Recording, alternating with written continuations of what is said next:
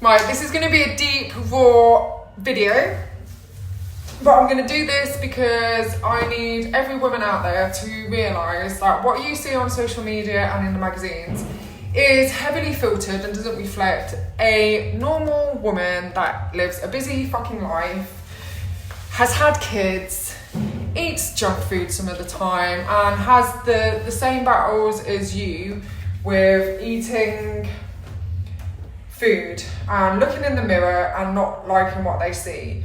And it is so difficult for women to like what they see when all we focus on is the bits that we don't like. Now, for me, it's my knees. I hate my knees because they're so fat, and my thighs have quite a bit of cellulite, and you can see it in the right light. And then we turn to the side, and I hate this side of my body. This here. Now, if I was to stand in front of the mirror, and I want you to ask yourself this question. If I was to stand in front of you right now, as if you were my mirror, and go, this is disgusting, I hate this, I hate how my ass looks, it looks shit in clothes, I hate the cellulite, I hate how it moves, and then when I sit down, wait for this, I haven't even shaved, but last night when I was rubbing the gel in my legs, I mean, look at, I hate this fat, it just looks disgusting. Then I was rubbing Gel, and I've got this bit of skin that just hangs there and fat around my calves that I really, really hate, and my ankles swell. And oh my God, why do I have to be so fucking hairy? I mean, it just grows out my knickers and down half of my fucking thigh. Now, did you look at my body and go, I don't know what you're moaning about, it looks all right? Because I do that every single time I look at myself. When my partner captures a photo of me with my ass out, I gag in my mouth and I'm picking it apart going, that looks disgusting. The fat around, the cellulite that I can see, it makes me like shudder, and it makes me not want to wear shorts, which is why I don't often wear shorts at work, because I don't like the back of my legs. I don't like how that fat around the top of my thighs, underneath my butt, sits there.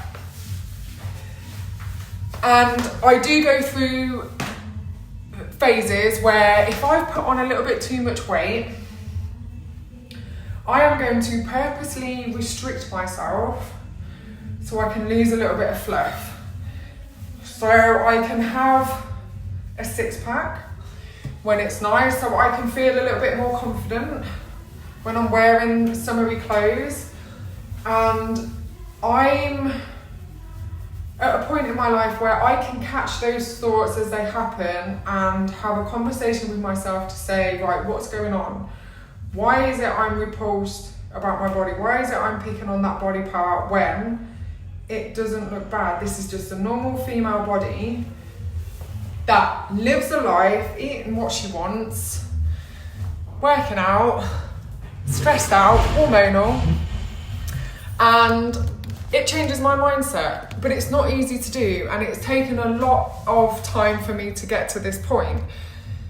And what I'd like you to do, what I'm asking you to do is, when you are looking at yourself and you get that sensation of feeling disgusted by what you see, just take a moment, because if it was a friend or another female standing there picking her body apart, would you give the same judgment to her as you're giving to yourself? 9 times out of 10, the answer is going to be no. And then I want you to explore, what is it you're wanting to do because of that emotion? Because every choice you make is dictated by the emotions that are showing up for you in the moment. If you get angry at somebody, you're going to shout.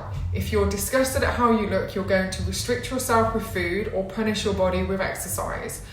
And then I want you to just sit with those and just go, this is a normal feeling, this is a normal response, and I can work through this by limiting my exposure to fake body images, and I can start to heal myself by taking some time to understanding where these beliefs and this judgment is coming from.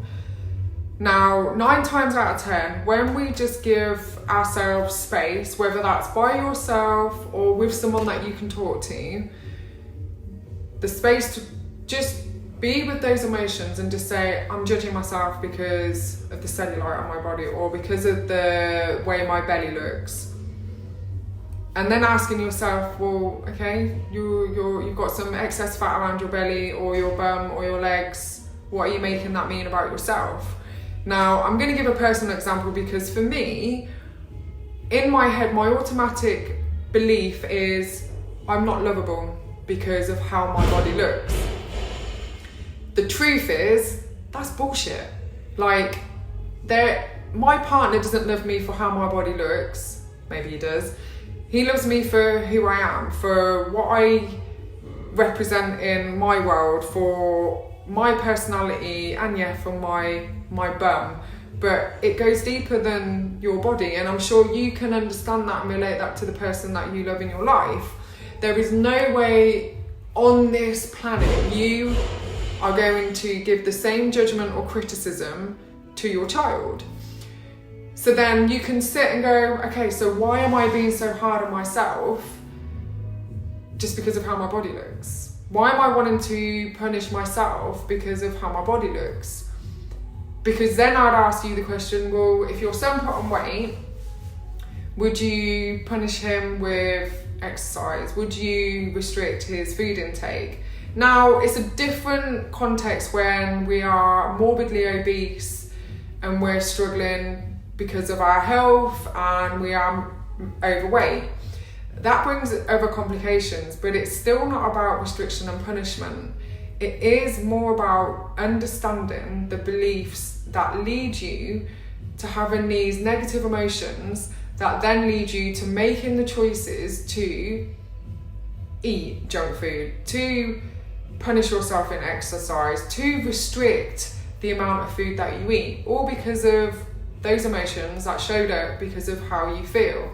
And I really hope this has made some sense, but if you have any questions, please reach out to me, and yeah, maybe we can arrange a call or we can meet in person, because my goal is to help you remove all the pressure so you can love and accept your body for what it is and not make it mean anything about who you are, because they're two different things.